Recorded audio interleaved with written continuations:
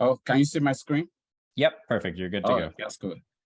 So as it has been said, I will be talking on green chemistry as a catalyst for sustainable development in Sub-Sahara Africa, the challenges, the prospects, and the opportunities. So what I'll be looking at is a broad dimension to what green chemistry can do in Africa, and some of the activity beyond the lab scale activity in which many of the GCC in Africa are engaging. So, and just as it has been said, my primary institution is First Technical University in Nigeria, where, and again, it's also important to mention that I've taken a leave of absence without pay for a year to pursue some entrepreneurial and startup ideas. So, so for today, I want to look at Africa generally, and I want to look at what are the contribution and the effort from individual. Looking at before now, Africa, we prioritize the Millennium Development Goal. Africa could not go far, and therefore, when the Sustainable Development Goal came on board with a target of 2030, and currently the review and of assessment of SDG goal in Africa, it's obvious that Africa cannot attain the SDG goal by 2030, and this is one of the latest reports by UNDP that Africa is still midway behind achieving the SDG goals. So we may look at it, what is primarily responsible for that, and why is it that the indicators are not achieved, and despite some of the good potential of the SDG goals. And for us to have an in-depth understanding of African perspective of the SDG goals, is self-assessment by the African Union Commission through its Economic Commission established the potential of the SDG goals to create new opportunity, to create new markets, and to create new jobs. It is important to also understand that Africa now, by 2030, will be we have the highest youth population in the world, and so it was a self-assessment by the African Union come to the realization that, oh, there can be new market, there can be new opportunity, but as it is now, the average scorecard is about is just a little above average, which is about 53.82%. So which means achieving this goal by 2030, it's pretty difficult considering the current pace. So in Africa, there are impediments, and in the course of next slide, I'll be looking at how Africa has been able to regroup its SDG goals. There are impediments, and a review of the funding for the SDG goals. It's important to understand that after the pandemic, the post-pandemic effect is that some of the grants and foreign aid which Africa depends on to drive the SDG goals is declining. So therefore, there is even self-financing for the SDG goals is also declining. So Africa has 5 pillars. It has identified to achieve the 17 SDG goals. The pillar of people, the pillar of prosperity, the pillar of peace, the pillar of planet, and the pillar of partnership. And with these 5 pillars, it has been recognized that there are fundamental challenges. Now, currently, about 40% of Africans are living below poverty. In terms of prosperity, the per capita income of all the nations does not translate to real income. So there is issue with reality on ground and what is on paper. In terms of peace, Africa is plagued by religious extremism, pressure groups, and persistent military coup, so which makes government policies inconsistent and the environment volatile. In terms of planet conservation, Well, there are policy framework, but the institutions are weak to implement it. And in terms of partnership, there is huge indebtedness to foreign partners. And if you look at these 5 pillars, and if you look at what Africans have been able to achieve with these 5 pillars, a key thing that is missing in the African pillar is education. And if education is missing in the pillar for to drive the SDG goals, then it's fundamentally achieving the SDG goals by 2030 will be a great challenge, and which is currently as it is. So by the SDG go for identify quality education, and the concept is to bring in is to enhance the current capacity of education in the continent. But critical to this is integration of the SDG goals right into the curricula from the elementary to the college level. And this as education as actually is a great tool in which Africa can use to drive the SDG goal. But unfortunately, we are underestimating the capacity of this. So the issue of green chemistry and the acception of green chemistry by Africa, because of the exposure and intellectual capacity of many scholars in Africa, Africa is embracing green chemistry, and therefore, for instance, in 2019, there was green chemistry summer school, and thereafter, that same year, the Pan-Africa Chemistry Network also collaborated with Royal Society of Chemistry to organize a green chemistry workshop in 2019. And many societies in Africa, they are also aligning their national conferences, like Kenya Chemical Society in 2022, also aligned their national conference in line with green chemistry. So currently, on the green chemistry commitment, there are 4 institutions, and I'm surprised that we are still on 4. Because looking at some participants, I expect this number to have been populated. I mean, and this is a challenge to anybody who is from Africa that is joining this network to ensure that you join the GCC. Now, there are 4 institutions currently that have signed the dotted line on green chemistry commitment. Well, my institution came on board through my initiative, the MBM University, Rhodes University, and Nabete University from Polytechnic from Kenya. So now this is looking at this number and driving the SDG goals. This might be a great challenge, because the more institutions we have, the better understanding of how chemistry can be used as a catalyst to drive the SDG goals. So I would like to look at some of the activity of some of those GCC one by one, and look and the impacts they have made. Well, I will start from my institution. Now, when we came on board and joined the GCC, so what my group decided is, apart from research, apart from teaching, so what I will be presenting here, apart from research, apart from teaching activity, so what are some of the activities that in the community we have created awareness, we'll be able to make impact beyond department, to be able to ensure that people understand the concept of green chemistry. So in 2020, we came up with, in 2020, 2021, we came up with the concept of having a workshop. So it was a departmental workshop in which we had about 85 participants, students, and faculty members.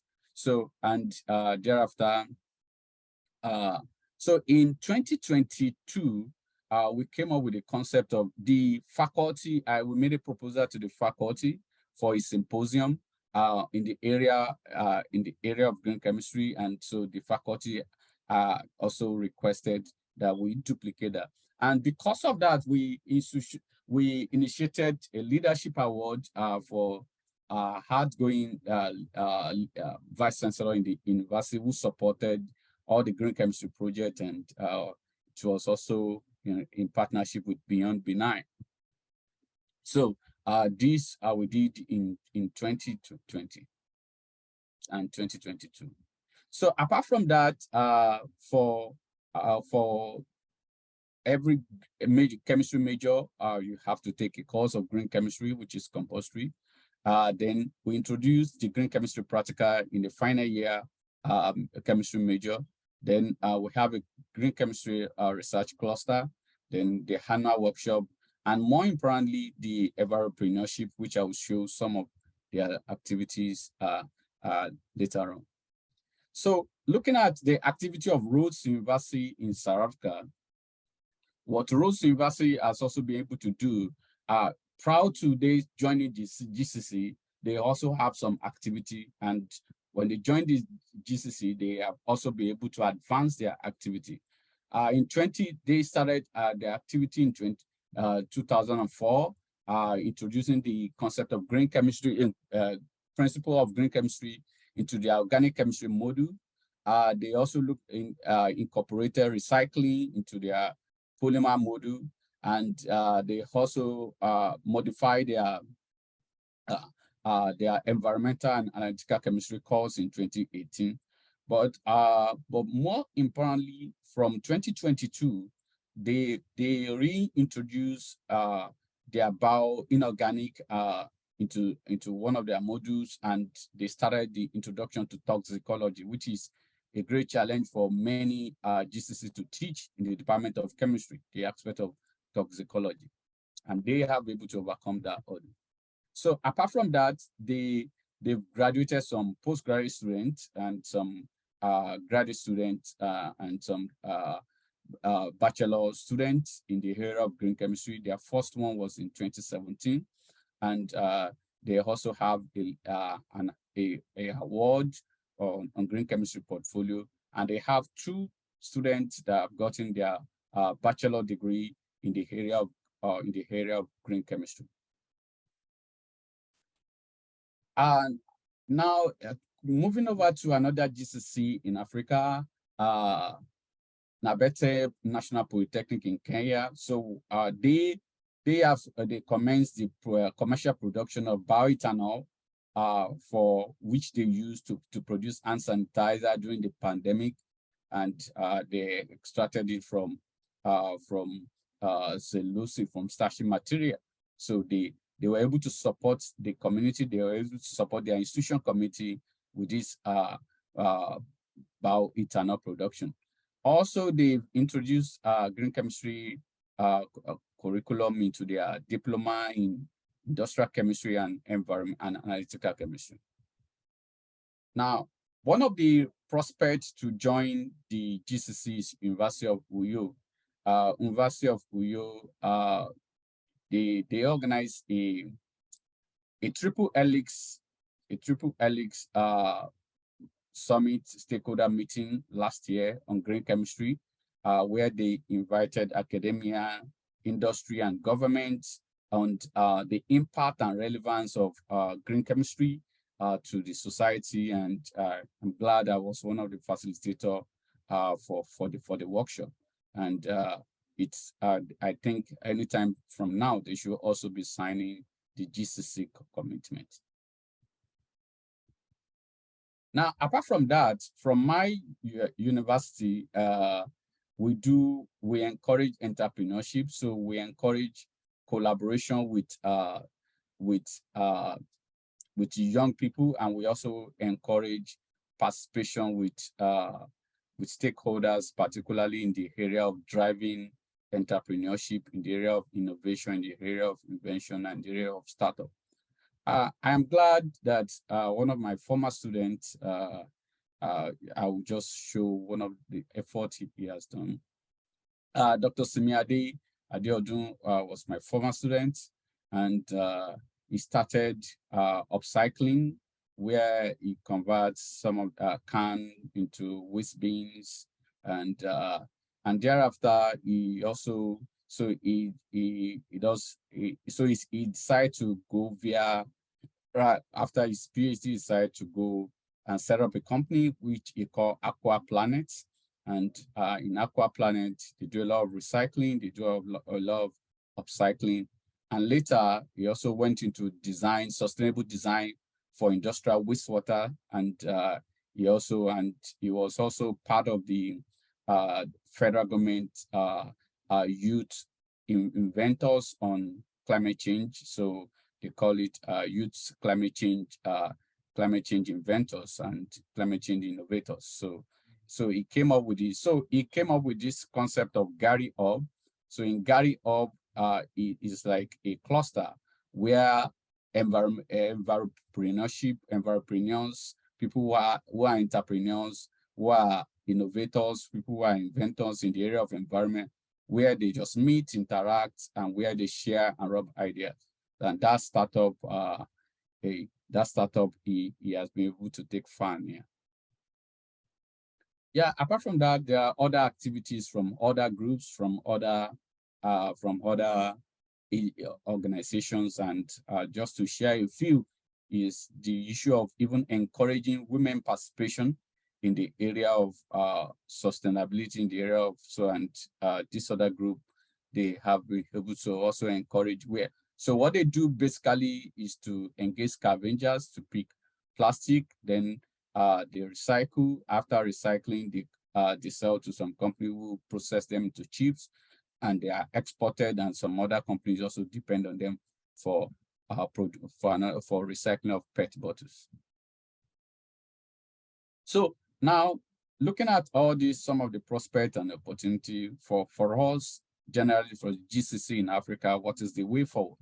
Now, the first way forward is that looking at the UNDP curriculum on green chemistry. Well, for me, what I normally do is I do adaptation and adapt it to my environment, look for relevant pictures, relevant scenario that depict that student can easily flow with, that student can easily can embrace, that student can easily understand. So I think going forward, we should be able to maybe Beyond Binai should work with us and to be able to come up with our own peculiar curriculum. I mean, the concept will be the same, but some of the scenarios, because if you are teaching a course and you are given an example in the US, give an example in Europe, and the student does not see an example in his environment, he doesn't own it. He doesn't see it as being relevant to his environment.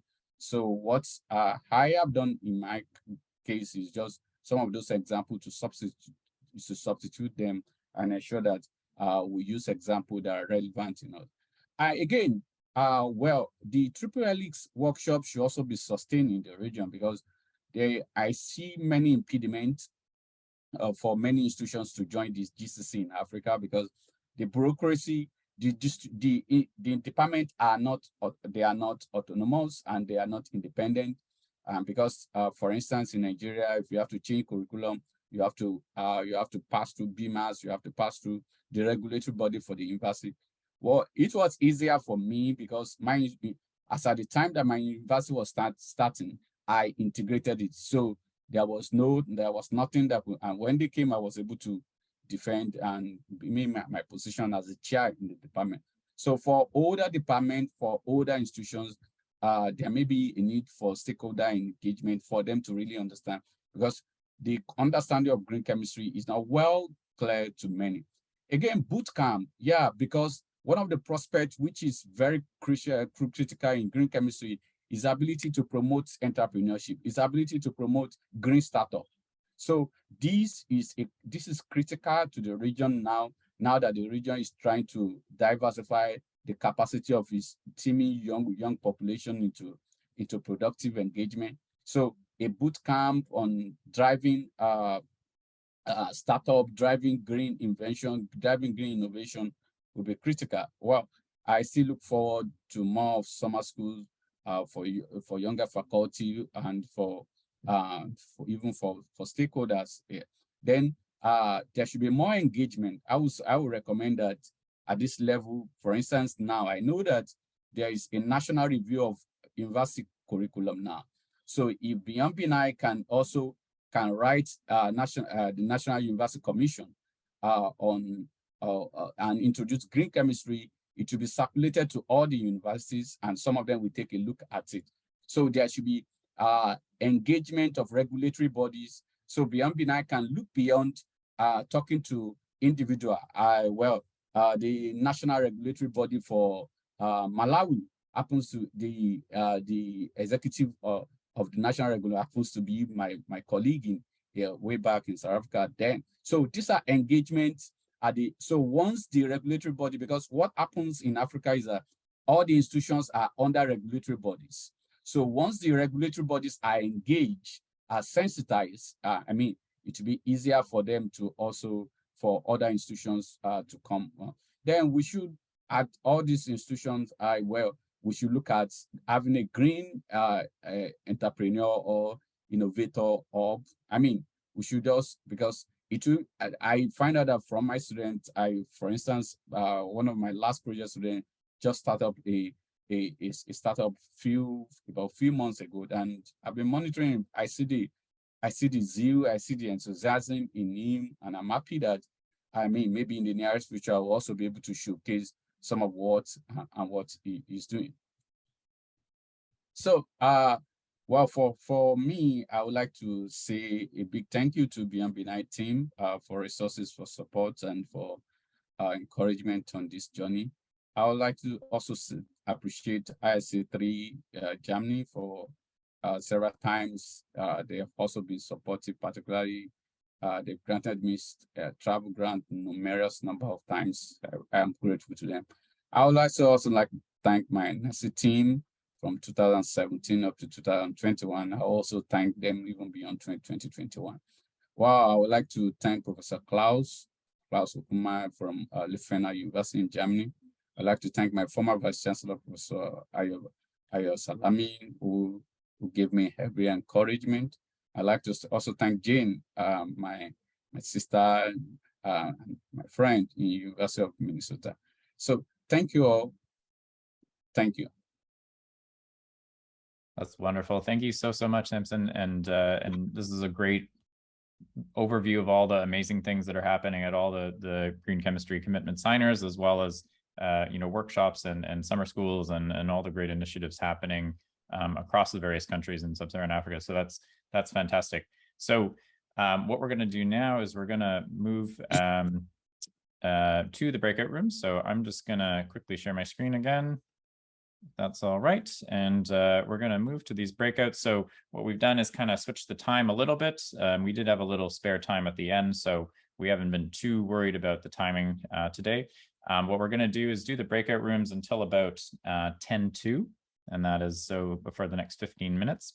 And we've set up 2 breakout rooms for Dr. Alayande and then one for Beyond Benign General as well. So if you have questions for Dr. Alayande, we're going to have those in the first breakout room, and we'll have a second one set up as well for anyone interested in just general Beyond Benign questions or other things related to the Connections event. So we're going to open those breakout rooms now. My colleague Nim is going to open those up, and you can feel free to join whichever one you want. If you'd like to join the first room with Dr. Alayande, he'll be in there. If that's all right with you, we'll have you go to there.